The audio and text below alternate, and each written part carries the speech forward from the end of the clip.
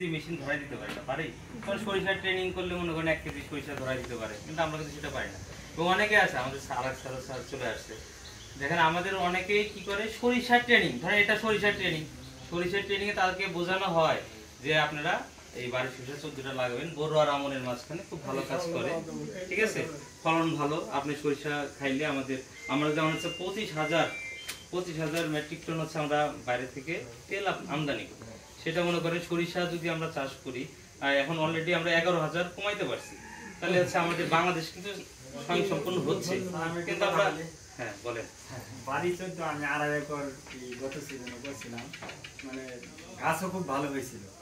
Last পর্যায়ে যে শীতের কারণে কিসের কারণে ছত্রাক, বুঝতে পারছি আপনি যে একেবারে বুঝছেন যে আপনি গুড়া তুলছেন, আপনার যে রুট ক্যানেলের একটা সমস্যা ছিল হয়তো, বুঝতে পারছেন?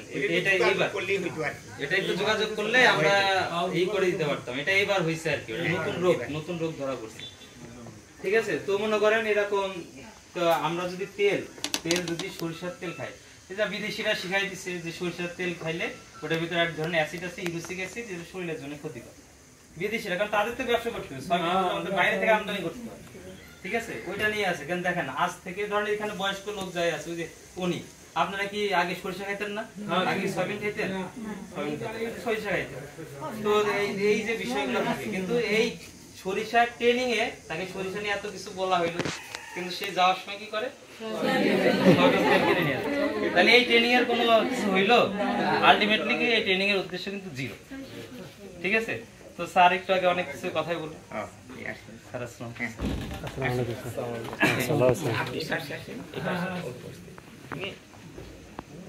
আচ্ছা আমি তাহলে যাই, কথা বলুন। স্যার একটু ছবিতে থাকেন স্যার। আচ্ছা না, আচ্ছা ছবিতে কোন আছে?